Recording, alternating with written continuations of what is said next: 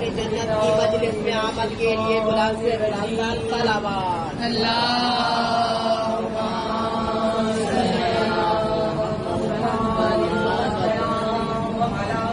سيد الأنبياء والمرسلين وخاتم النبيين وشافع المذنبين أبي القاسم محمد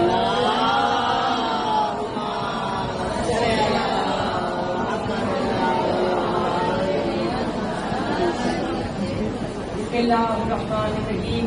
وقال امام حسین علیہ السلام فإني لأعلم أصحاب الأوفى ولا خيرا من أصحاب الجنود.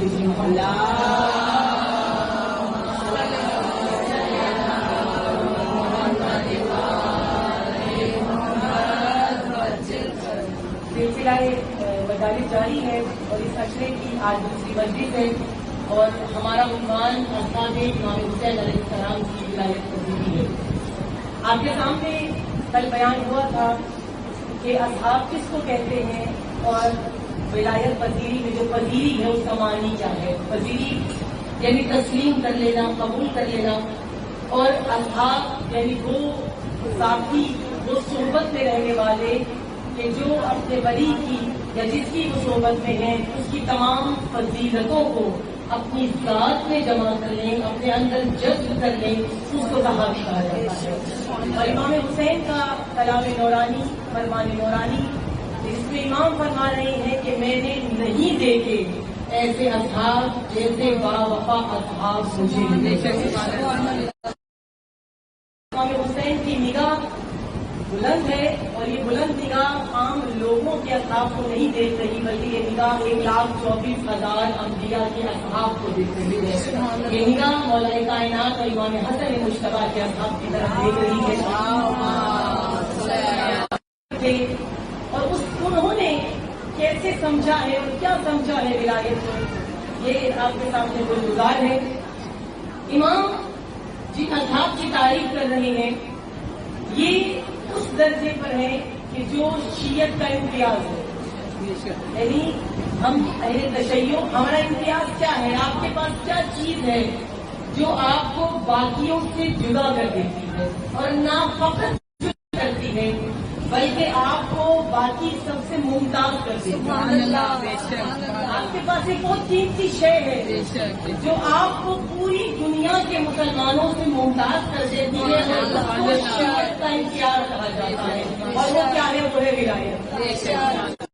جہاں پر امام اپنے اصحاب کو یا اپنے ماننے والوں کو یا شیعوں کو دیکھنا چاہتے تھے لیکن جو سمجھ نہیں سکے وہ ابھی تک وہیں کھڑے ہیں جہاں پر ان کی ابتدا ہوئی، یعنی اس سے آگے وہ نہیں بڑھی. ولایت کس کو کہا جاتا ہے؟ انشاءاللہ تمام مجالس میں مختلف معانی ولایت کے بیان ہوں گے. سب سے پہلے عربی میں ولایت کا معنی کیا ہے؟ ہم جو معنی لیتے ہیں اور جو رائج ہے ہمارے یہاں وہ ہے محبت. بھلے کہ یہ معنی اصل معنی نہیں ہے بلکہ اس معنی میں سے ایک معنی ہے محبت. ولایت کے معنی ضرور بھیجے محمد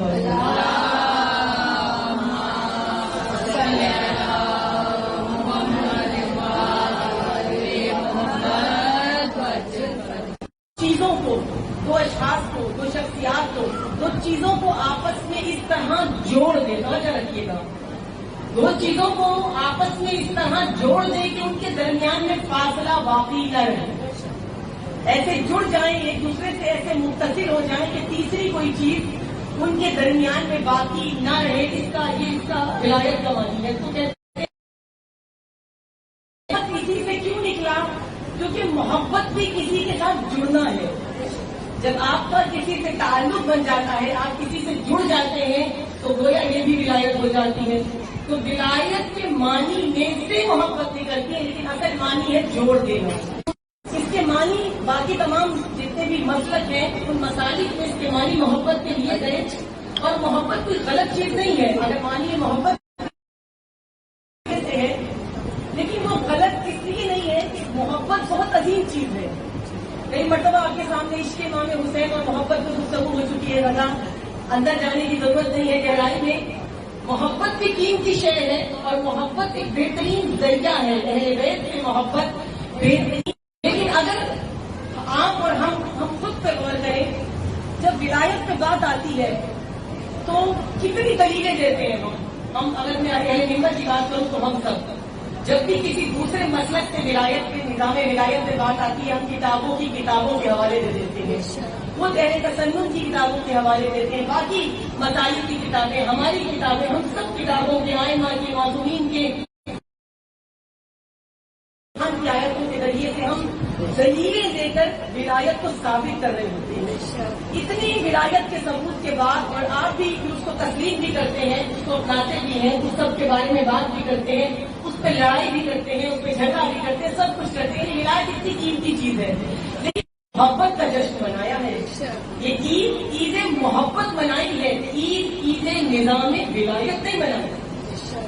جتنا وہ قیمتی دن تھا اس قیمتی دن کو ویسے وہ حق نہیں ادا کیا، بھلے نئے لباس پہنے گئے، لباس ہو گیا، سب کچھ کیا ہوگا، لیکن وہ جو حق تھا اس عبادت کا وہ ادا نہیں ہوا۔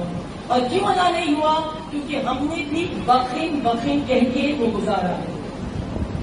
ولایت ایک معنی لیتی ہے حکومت کے، یعنی ولایت کا ایک معنی آتا ہے حکومت، اور حکومت اور حاکم کیوں معنی آتی ہے، لیکن حقیقت یہ ہے کہ حاکم ہی تب ہوتا ہے جب رعایا اس کے ساتھ ہوتی ہے۔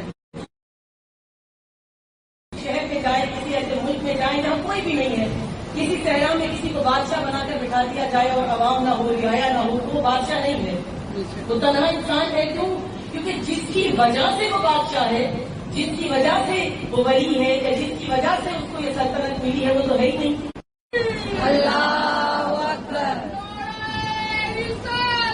یا رسول اللہ،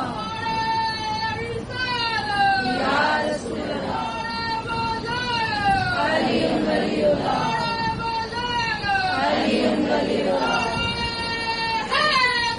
یا علی، یا علی،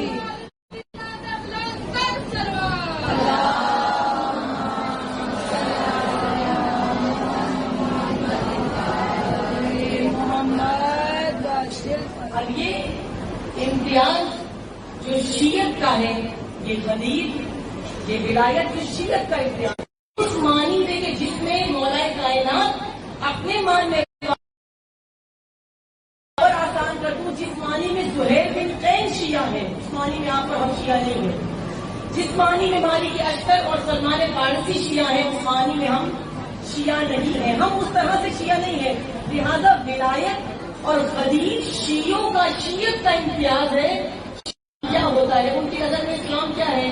ان کی نظر میں اسلام کہتے ہیں اس کو جہاں دہشت گردی ہوتی ہے، جہاں پر ظلم ہوتا ہے، جہاں پر جبر ہوتا ہے،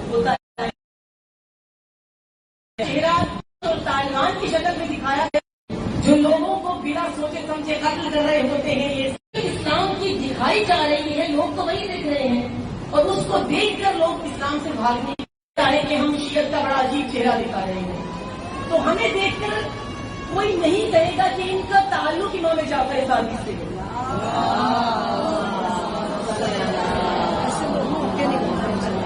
تو لاؤ وہاں پر آئے اور تجانی کمالی کو موقع ملا انہیں درس دینے کا، تو انہوں نے ایک درس میں کہا، یہ ان کے جملے ہیں کہ یہ تو خیر ہے کہ میری ملاقات سب سے پہلے تمہارے علماء سے ہوئی ہے، یعنی جب میں دوسرے مسلک سے تعلق رکھتا تھا، یہ خیر ہوا ہے کہ میری ملاقات تم سے پہلے تمہارے، یہ تو لاکھ جو بھی گئے تھے، میں تم سے ملتا، پہلے ان کی ملاقات کس سے ہوئی؟ باقر الصدر سے۔ کون باقر الصدر؟ جن کے بعد جد و جہد کی۔ کیوں کہا عاشورہ؟ کیونکہ ایک تو یہ اکثر آپ سنتے ہیں کہ یہ جنگ ولایت پر تھی، ہاں نظام ولایت پہ جنگ، نظام ولایت، یا علی، یا علی، یا علی،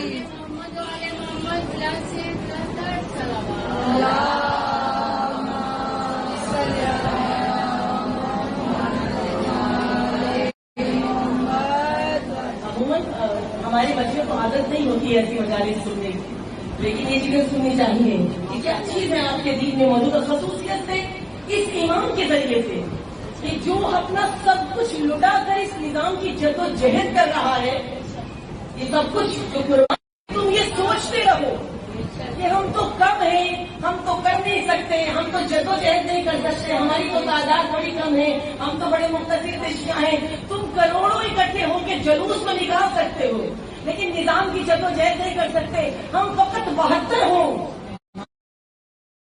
نکلے علی جیسا بری موجود ہو اور ہم چھوٹی سی وہ 400-450 مربع میٹر کی سرزمین کربلا پر اس حسین کی سرزمین پر 72 کے 72 میٹر ایسا نظام ولایت کچھ دیر کے لیے قائم کریں گے کہ قیامت تک وہ نظام سب کے ذہنوں میں موجود رہے، وہ خالی چھوڑ کے مطلب رسول چلے گئے ہے نا۔ یہ جو ولایت کا اعلان ہوا تھا، ہم کیونکہ ہمیں صحیح ولایت بتائی نہیں گئی ہے اس لیے ہم کسی کو کہتے ہیں یہ ولایت والا ہے، مفسر ہے، فلاں غازی ہے، فلاں ڈھکو ہے، فلاں، ہم نے گروپ بندی کر دی ہے۔ اگر آپ سب کو ایک مرتبہ پڑھیں اور سب کو دیکھیں اور سب کا جائزہ لیں تو کسی کو بھی ولایت سمجھتے ہیں۔ یہ جتنے بھی گروپ ہوں گے نا آپ کے سامنے، ایون ولایت والے گروپ جو ظاہر الگ الگ ہم نے گروپ بندی کر دی، جہاں ولایت کی ابتدا آپ کے گھر سے ہے اور خدا بار بار آپ کو بتا رہا ہے کہ ولایت نہیں ہے، یہ ایک نظام ہے۔ صرف یہ تصور کیجیے، ابھی کیونکہ تازی خدیر گزری ہے، جب رسول نے قافلے کو روکا، وہ پورا میدان خدیر فضائل میں آپ اکثر سنتے رہتے ہیں، وہ حاجیوں کا 1,20,000 حاجی تھے، بہترین تازے دنوں آپ گرمی کا زیادہ احساس کر سکیں۔ اس گرمی کے عالم میں، اس شدت کے عالم میں، اس پیاس کے عالم میں، اس صحرا میں قافلے کو روک دیا جاتا۔ تب آپ لوگ جتنے بھی ہیں، اگر آپ لوگ حج یا عمرے ان سب کو زیارت کروائے، جب آپ تمام زیارت کر لیتے ہیں کہ حج بہت تھکا دینے والا عمل ہے، حج بھی اور عمرہ بھی، تھکا کیونکہ آپ صحیح کرتے ہیں اس میں بھی وقت لگتا ہے، چلنا ہی چلنا ہے، آپ طواف کرتے ہیں اس میں بھی تسلسل سے چلنا ہے، آپ کا چلنے کا عمل زیادہ ہوتا ہے، انسان کمزور ہو کے جو صحت مند ہوتا ہے وہ کمزور۔ اب جہاز کے سفر ہے، پہلے اونٹوں پہ سفر ہوتے تھے، گھوڑوں پہ ہوتے تھے، کئی مہینے لگ جاتے تھے۔ ہر حاجی بے قرار ہے کہ اتنے دن ہو گئے، اپنے گھروں سے دور ہیں، بیوی بچوں سے دور ہیں، اپنے رشتے داروں سے دور ہیں، اب وہ بے قرار ہیں واپسی کے لیے۔ جاتے ہوئے تو پھر خوشی جا رہے تھے حج کرنے، اب واپسی پہ تھکے ہوئے یہ حاجی کے تھکے ہوئے قدم، اب ان کو روک دیا گیا کہ ابھی اور رکنا ہے، ابھی اور ٹھہرنا ہے۔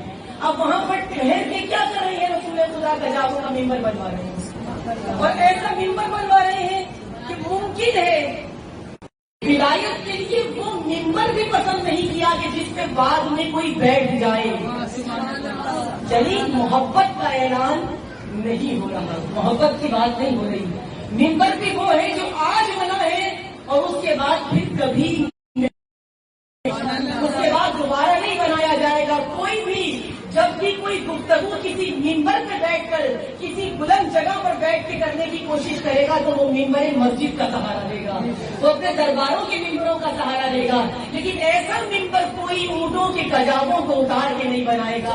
رسول کبھی بنا نہ اس کے بعد کبھی بنا ہے، ان کے اذہان میں رہے، انہیں یاد رہے، کبھی نہ کبھی اگر جا کر نہیں بھی بتائیں گے اعلان ولایت کا تو کبھی نہ کبھی تو زبان سے نکلے گا کہ رسول نے عجیب کام کیا تھا، کبیر میں عجیب کام ہوا تھا کہ کجاووں کا ممبر بنایا گیا،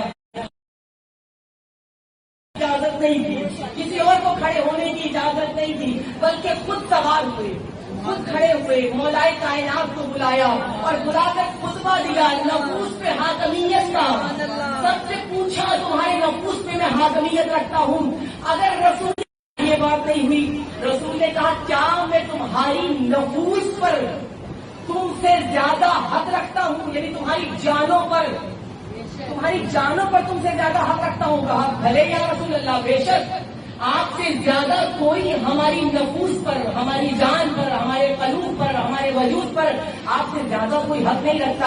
اچھا اگر میں تمہارے قلوب پر، تمہاری جانوں پر، تمہارے بہت بڑا کلام ہے رسول کا، بہت بڑا کلام ہے۔ اگر ایک مرتبہ آپ میدان خدیر میں جا کر اس تصور کو اپنے ذہن میں رکھیے کہ تمہاری نفوس پر، تمہاری جانوں پر، تمہارے جسموں پر، تمہارے قلوب پر، تمہارے وجود پر کیا میں حق رکھتا ہوں؟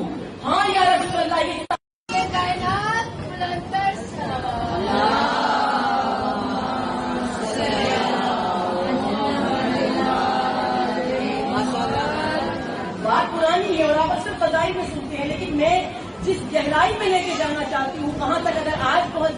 باقی میری 7-8 مجلسیں میرے لیے آسان ہو جائیں گی کہ تمہارے نفس پہ اگر میرا حق ہے اور تم کہہ رہے ہو کہ ہاں حق ہے، تو پھر جن جن میں حق رکھتا ہوں، جن جن کے قلوب پر میں تصرف رکھتا ہوں، جن جن کے وجود پر میں تصرف رکھتا ہوں، جن جن کی جانوں پر میں تصرف رکھتا ہوں، تو پھر یاد رکھو کہ یہ علی بھی ان سب کی جانوں پر تصرف رکھتا ہے، یہ سب نفوس بھی علی کے حوالے ہیں۔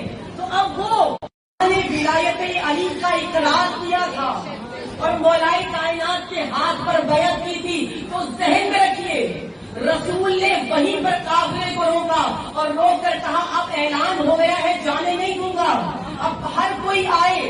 عورتوں کا الگ انتظام ہوا، مردوں کا الگ انتظام ہوا، ایک ایک کر کے آتے رہے مرد، اور مردوں سے کہا کہ علی کے ہاتھ پر بیعت کرو، اور بیعت کا کیا انداز ہے انشاءاللہ آگے مسجدوں میں بیان ہوگا۔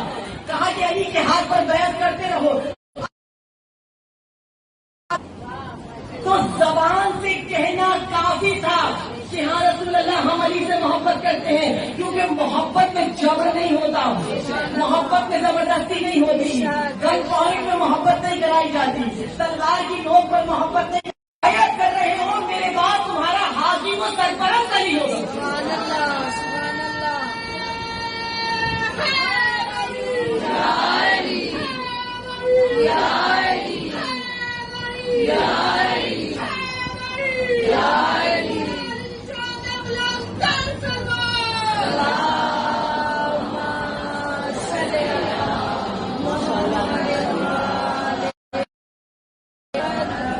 یعنی یہاں واضح رہے تشیع کے لیے، اہل تشیع کے لیے واضح رہے کہ ولایت محبت کا اعلان نہیں ہے۔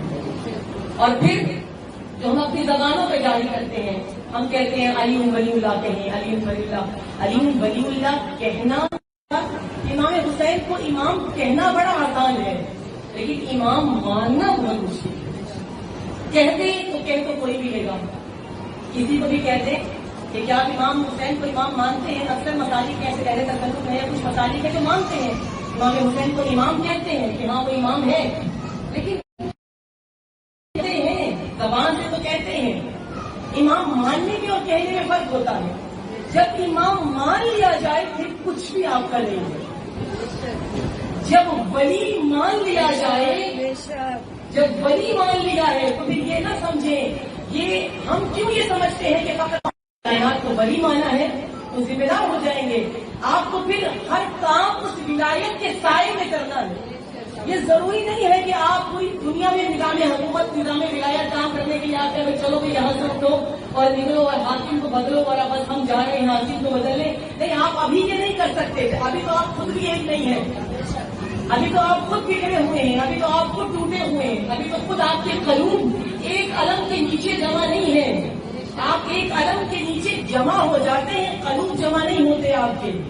جس وقت ہر کسی کا قلب یہ تسلیم کر لے اور ہر کسی کا نفس یہ تسلیم کر لے کہ میرا حاکم میرا ولی علی ہے، اس کے بعد کہا جا سکتا ہے یہ جمعیت ایک ہے، یہ لوگ ایک ہے، یہ لوگ علی والے ہیں۔ یہ سب جمع ہو جائیں جب ایک علم کے نیچے ایک مقام پر، لیکن کب؟ جب ہم سمجھیں کہ ولایت کس کو کہتی ہے۔ ہم نے اس چیز کو جس کو جھگڑا بنایا ہے، یقین جان لیجیے وہ آپ کے امتیاز کا معیار کربلا میں موجود ہے کہ کیوں اپنی جانیں دینے کے لیے تیار ہیں۔ کچھ چند جو کسی اور مسلک سے، جو امام حسین کے بابا امام علی کو قاتل سمجھتے تھے خلیفہ سویم کا، وہ ابھی مولا حسین کے ساتھ ملے ہیں، چند دن ہوئے ہیں انہیں جو بھی آئے ہیں مولا حسین کے پاس۔ کچھ وہ ہیں جو 9 کی رات تک لشکر یزید میں تھے،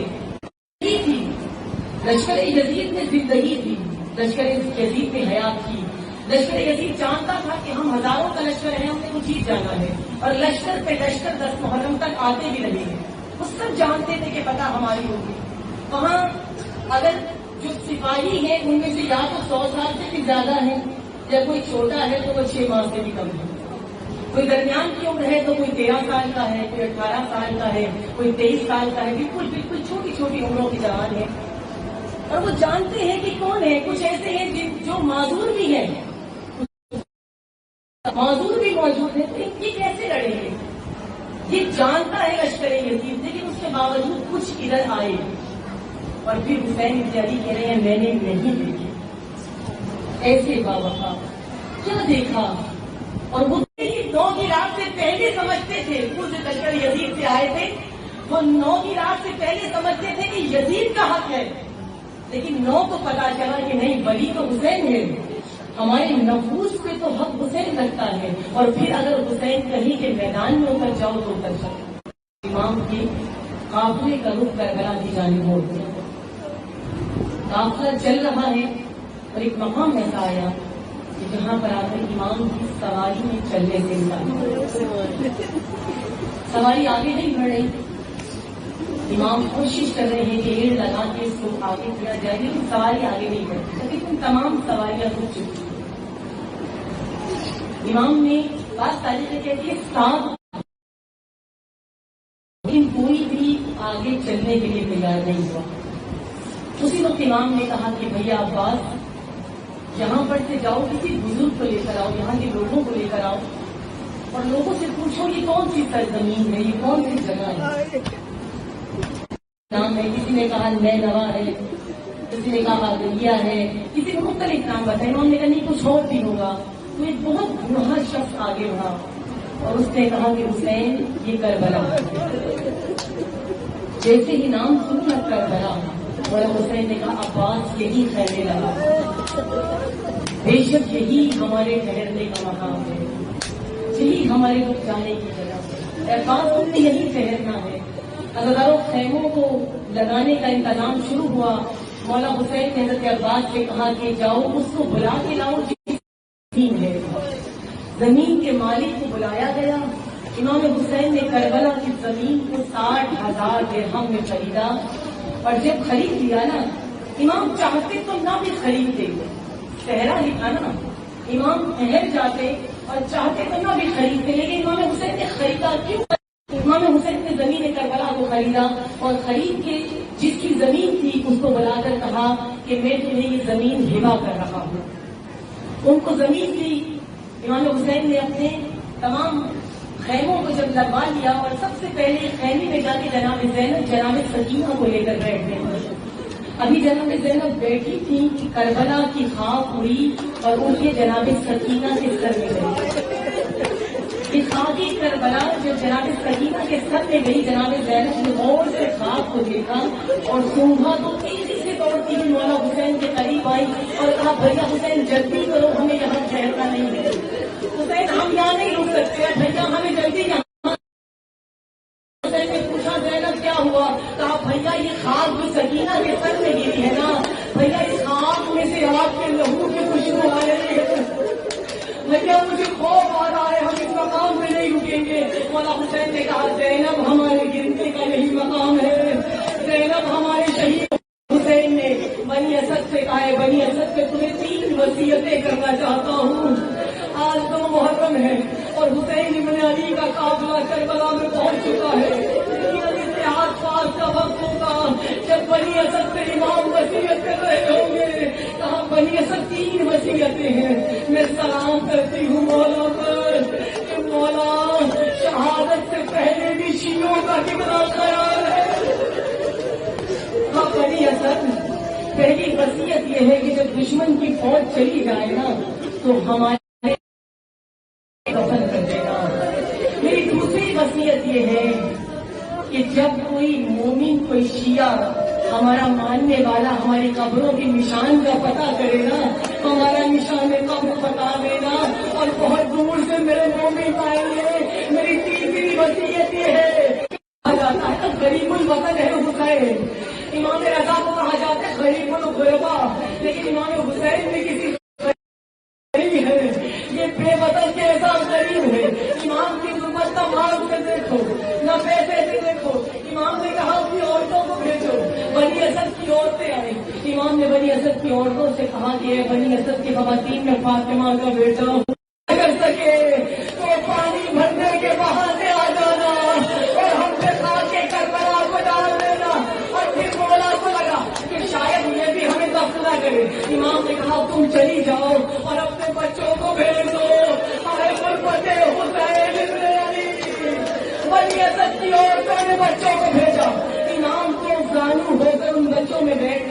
اور کہا کہ اے بنی اسد کے بچوں، میں بھی تمہاری طرح چھوٹے چھوٹے بچوں کا باپ ہوں، میں سکینہ کا بابا ہوں،